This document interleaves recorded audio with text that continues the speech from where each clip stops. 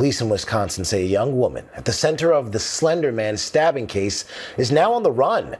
The Madison Police Department says Morgan Geyser cut off her ankle monitor and left a group home Saturday night. In 2014, Geyser and another child were accused of trying to kill their friend in an attempt to please an online character called Slender Man. All of them were 12 years old at the time.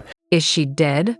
That's what 12-year-old Morgan Geyser asked police after they found her covered in her best friend's blood. Not, is she okay? Not, did we hurt her bad? Just, is she dead? Like she was asking about the weather. Her best friend, the girl she'd just stabbed 19 times that morning, was in surgery fighting for her life. And Morgan seemed like she couldn't care less. The detective said it himself. This girl was sitting in a police station covered in blood like it was just a normal day. Anyways, let me back up and tell you how we got here. Because this story, it doesn't make sense from start to finish.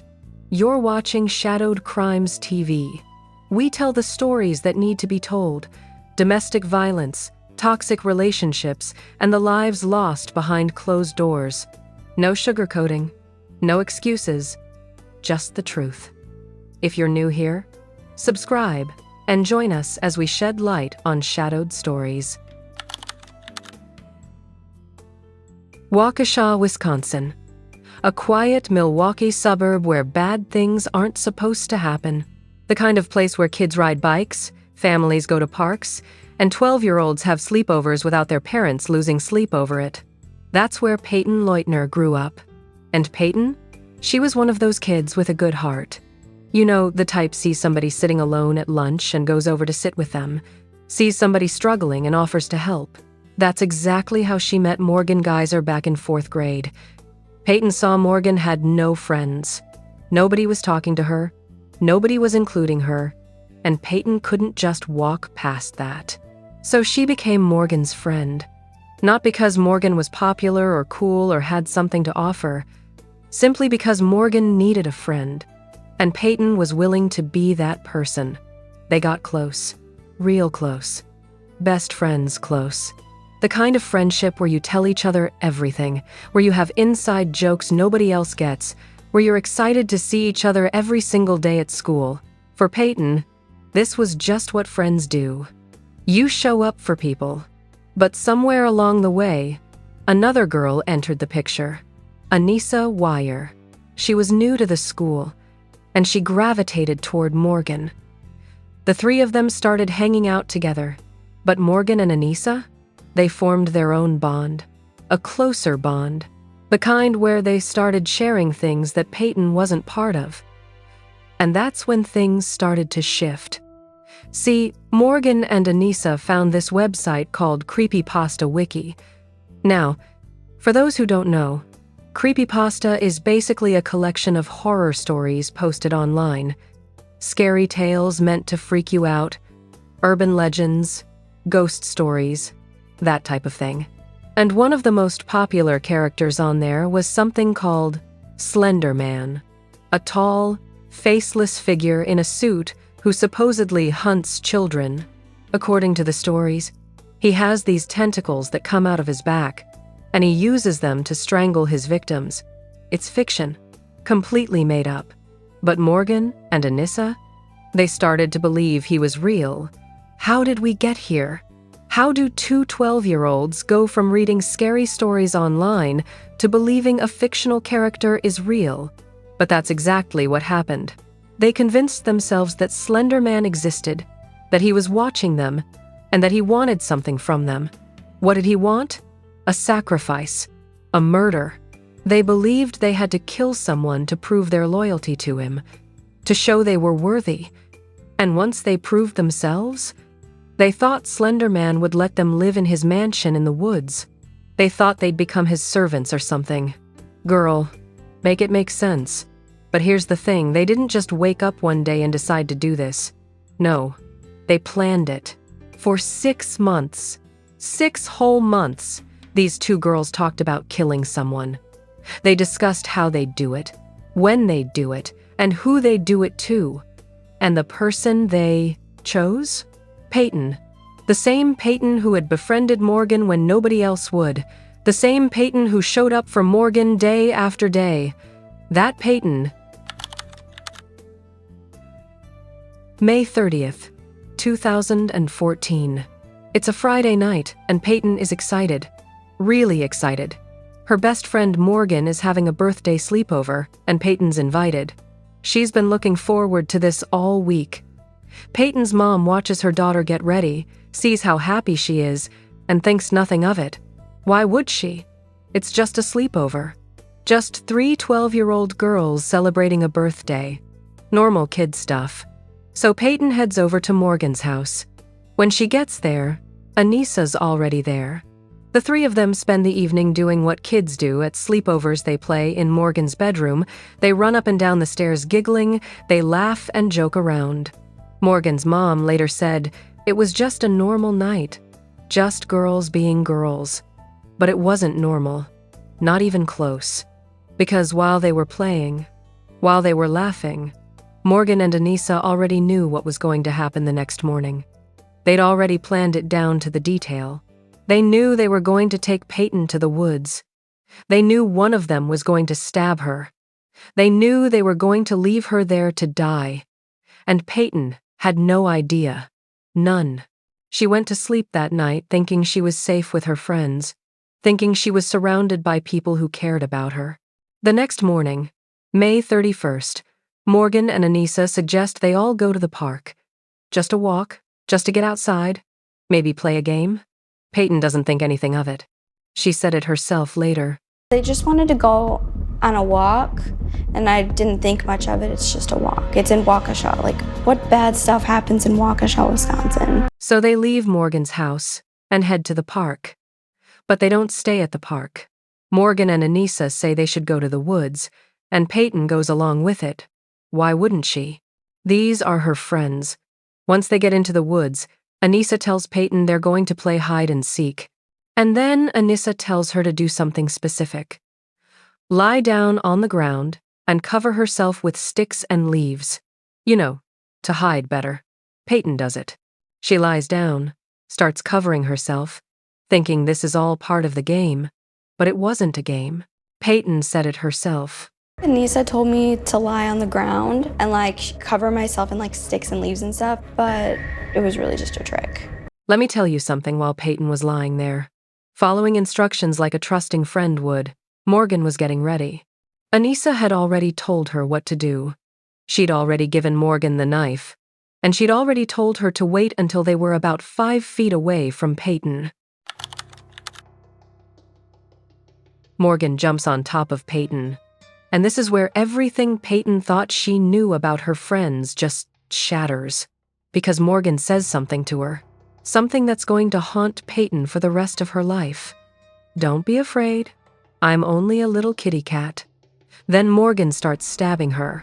Over and over and over again. Payton said she couldn't really remember when it started happening.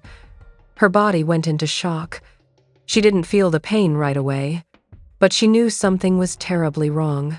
The whole time, Payton is screaming in agony. She's begging them to stop. She's asking why they're doing this. And you know what Anissa said later? She said Morgan kept screaming, I didn't want to do this. I was afraid of what would happen if I didn't. Hold on. Let me break that down.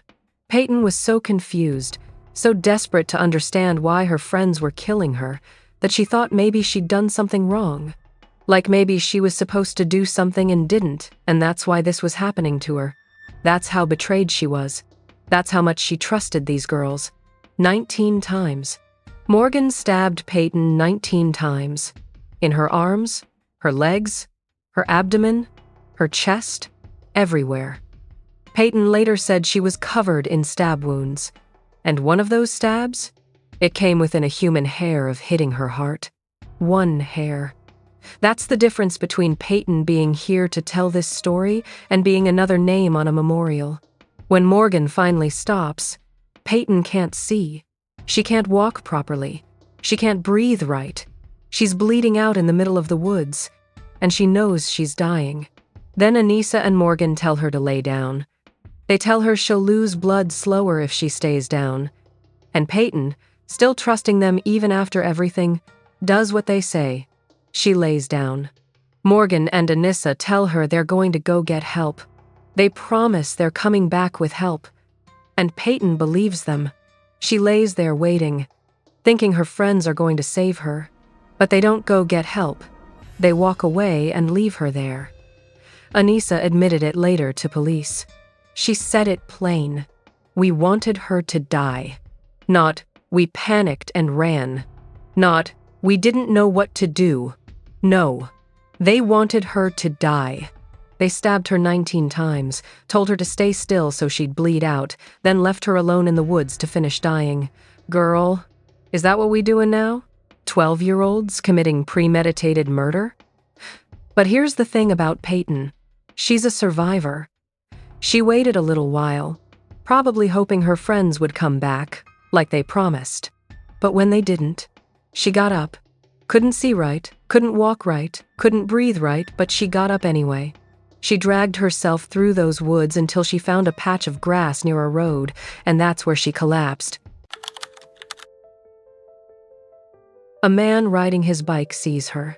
Just this little girl laying in the grass, covered in blood. He immediately calls 911. Officer Dan Klein is the first one on the scene. He sees Payton, and his first question is obvious. Who did this to you? Payton tells him. She says her friend Morgan did this. Not a stranger. Not some random attacker. Her friend. When the paramedics get there, they ask Payton how long the knife was. And Payton, even in the state she's in, shows them with her hands. But she's not measuring the whole knife. She's measuring just the blade.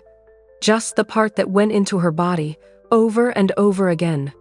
Her mother, Stacy Leutner, gets the call and rushes to the hospital. She gets there just before Payton's taken into surgery. She looks at her daughter and sees stab wounds everywhere. Arms, legs, abdomen, everywhere. She tells Payton, "You're going to be okay. It's going to be fine." But Stacy can see how bad it is. She doesn't know if her daughter is going to make it. The surgeon who treated Payton said something later that still gives me chills. He said if that stab wound to the chest had been the width of a human hair deeper, Payton would not have survived. A human hair. That's how close we came to this being a murder case instead of an attempted murder case. While Payton's fighting for her life in surgery, police are searching everywhere for Morgan and Anissa. They need to find these girls. They need to understand what happened. At 2:53 that afternoon, the sheriff's department gets a message. The girls have been found.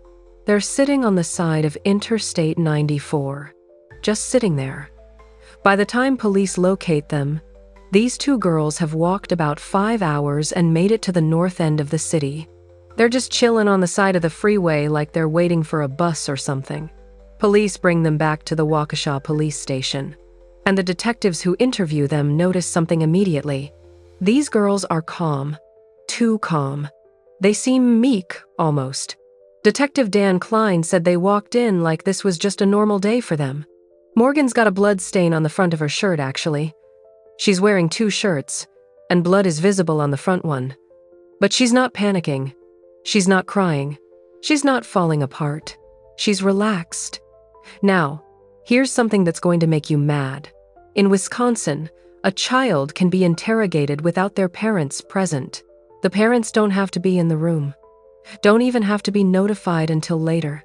Anissa's mom found out after the fact that her daughter had been questioned for hours without her there. She had no idea that was even legal. The police justify it by saying people are more truthful when their parents aren't present, and maybe that's true in some cases. But these are 12-year-olds, babies, and what they said in those interrogation rooms? Let me tell you something. It was disturbing. The detectives read them their rights. They tell them they have the right to remain silent, but neither girl stays silent. They start talking, and what comes out of their mouths is chilling. One of the detectives said he has a daughter around the same age as these girls.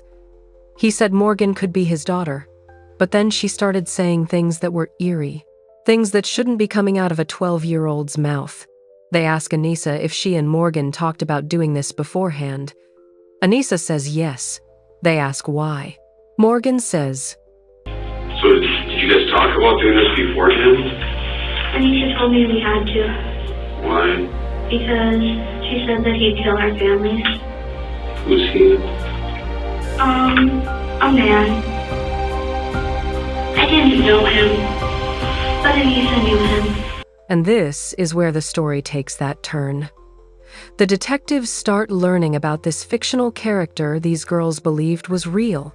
Anissa explains that there's this website called Creepypasta Wiki full of horror stories, and one of them is about Slender Man.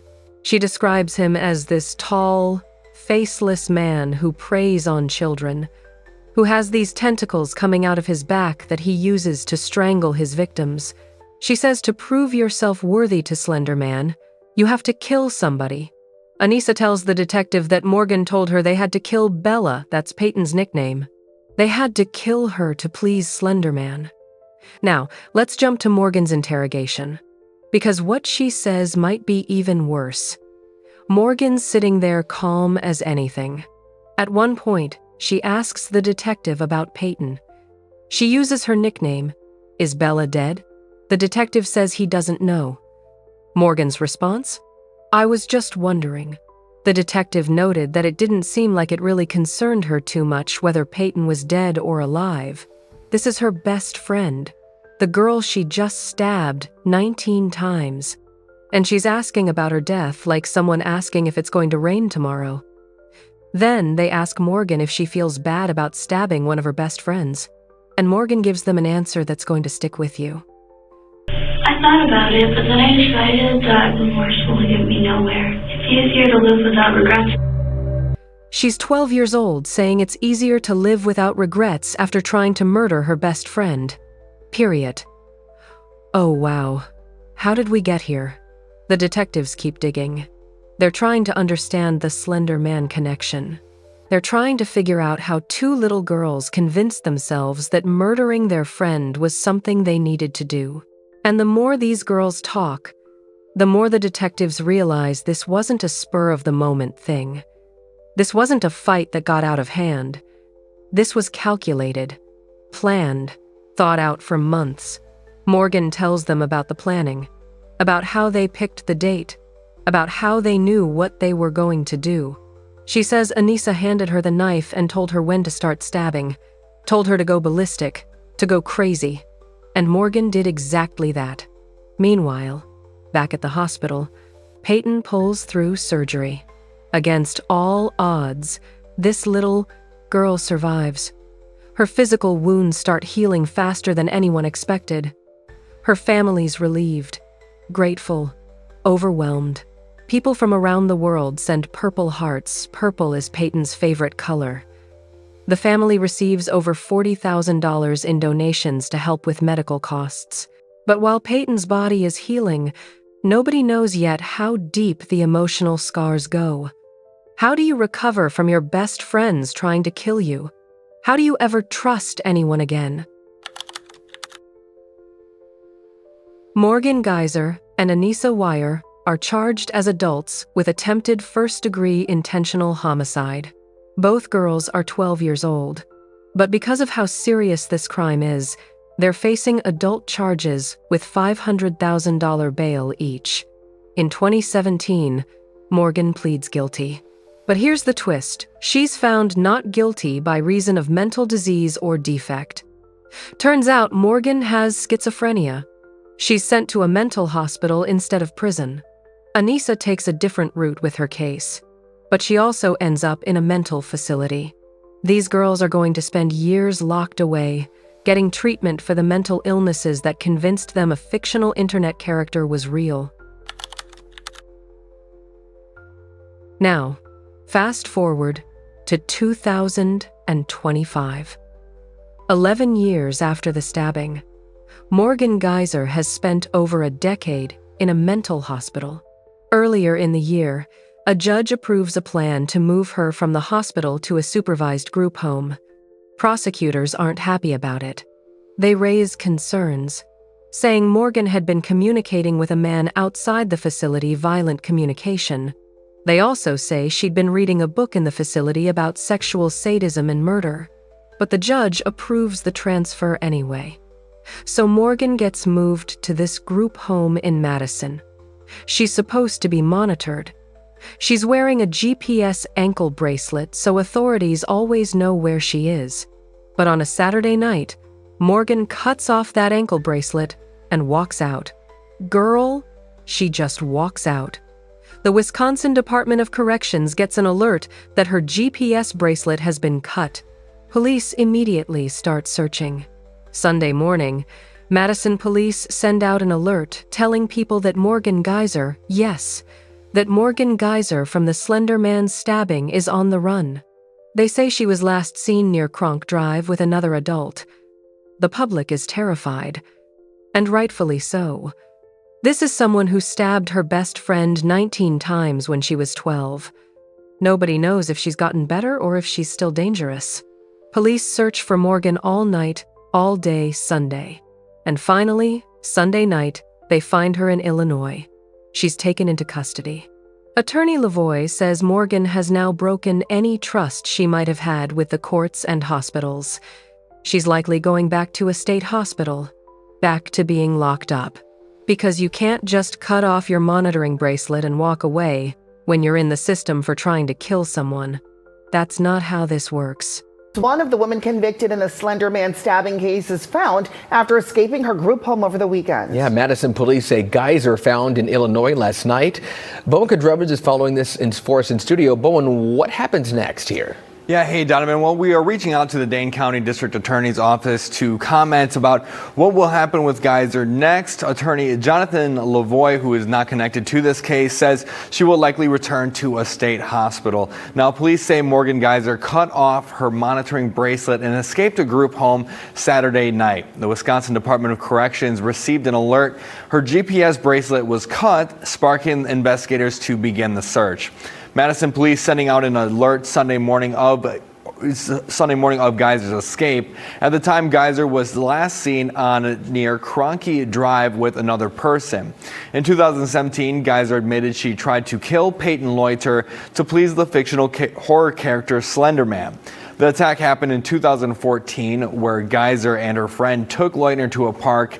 Geyser then stabbed Leutner 19 times. Geyser was found not criminally responsible due to mental illness. Back in March, state officials argued Geyser could not be trusted for release after finding out she did not tell her therapist she was reading a book about murder and black market organ sales. Lavoie says Geyser has now broken any sort of trust she may have had with the courts and hospitals.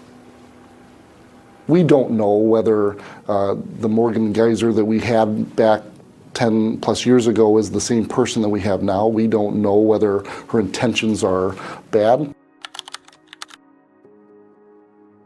So where does that leave us? Payton Leutner is alive. She survived something that should have killed her. She's got scars, physical ones that have healed better than expected, and emotional ones that probably never will. But she's here. She said it herself. I shouldn't be alive. I really shouldn't after what happened. But she is. And that matters. Morgan Geyser and Anissa Weier, they're reminders that mental illness is real, that it can take root even in children, and that the internet can feed delusions in ways we're still trying to understand. Two 12-year-olds convinced themselves that a fictional character was real and that murdering their friend was the right thing to do. Make it make sense. This case shook Waukesha. It shook the whole country. Because it forced us to ask questions we didn't want to ask. How do children become capable of this? At what point do we stop calling them children and start calling them criminals? And how do we protect kids from content online that can warp their sense of reality? There are no easy answers, but what we do know is this. Payton Leutner is a survivor. She showed more strength at 12 years old than most people show in a lifetime. She got up when she should have died. She crawled to safety when she couldn't see or walk or breathe. And she's still here. Morgan's 2025 escape reminds us that this story isn't over. The trauma isn't over. The fear isn't over. Payton and her family are still living with the consequences of what happened in those woods 10 years ago. Moving on, let me tell you something. This is why we tell these stories. Not to sensationalize, not to glorify, but to remind people that violence doesn't just happen between strangers. It happens between friends, between people who are supposed to love and protect each other. It happens when mental illness goes untreated. It happens when warning signs get missed. Payton trusted her friends. She befriended someone who had no friends. She showed kindness, and she almost died because of it. But she didn't die. And that's what we hold on to. This is Shadowed Crimes TV. Subscribe, share, comment, and most importantly, pay attention to the people around you. Stay safe out there.